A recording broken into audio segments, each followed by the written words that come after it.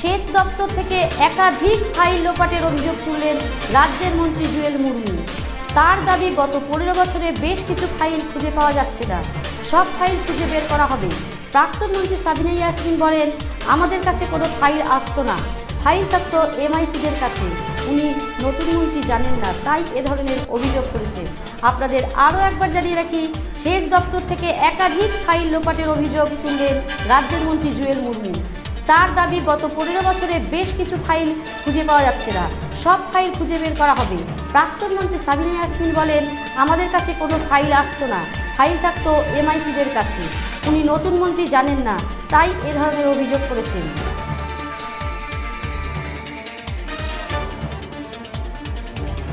আমি state minister ছিলাম। আমি মনে করছি, আমি জানি যে স্টেট মিনিস্টারের হাতে কী থাকে আর কী ক্ষমতা থাকে। উনি নতুন এসছেন,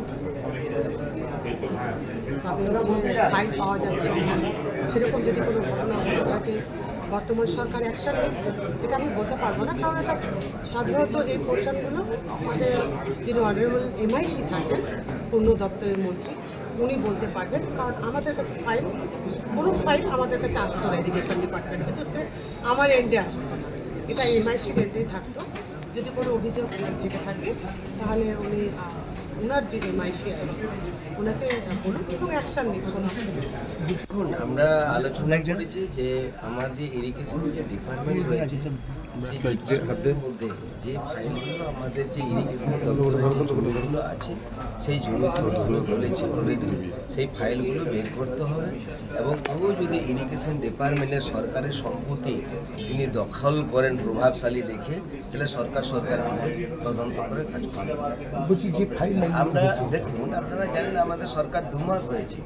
এর আগে 15 বছর যারা ছিল তার মধ্যে থেকে যারা আধিকারিক এছাড়া তারাই করেছে। এখানে কি করে নাম কি পাচ্ছেন না এখন, তারা কি আছে খুঁজে বের করা হবে।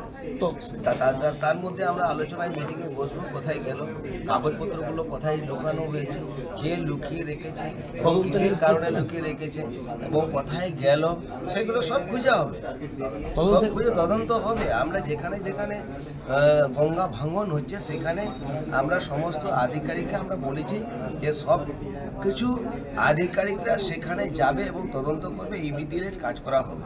মানুষকে বাঁচাতে হবে, মালদার মানুষকে বাঁচাতে হবে।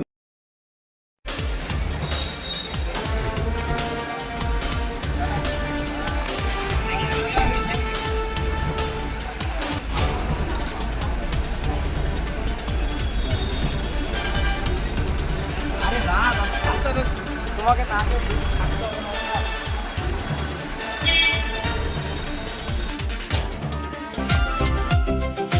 ভারত টিভি, আস্থার আওয়াজ। উকি মারেন কেন কর্তা? কে বলে বড় মাছের স্বাস্থ্য দেখে শরীর খারাপ লাগে বুঝি?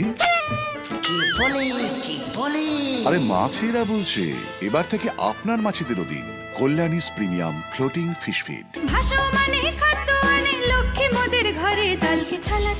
ঘরের লক্ষ্মী আজই ঘরে আনো কল্যাণীস প্রিমিয়াম ফ্লোটিং ফিশ ফিড। ভাসমান খাদ্য। চোখের সমস্যা বাড়ার আগেই আজই আসুন জীবন রেখা হসপিটাল, আপনার পরিবারের নতুন ভরসা।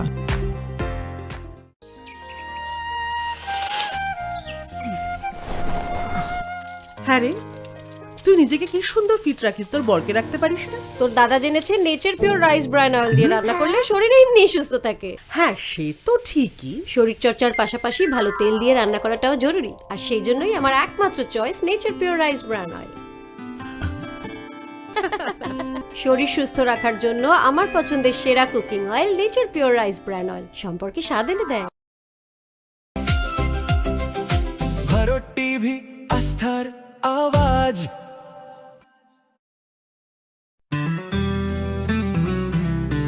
গ্রসারি থেকে কসমেটিক্স,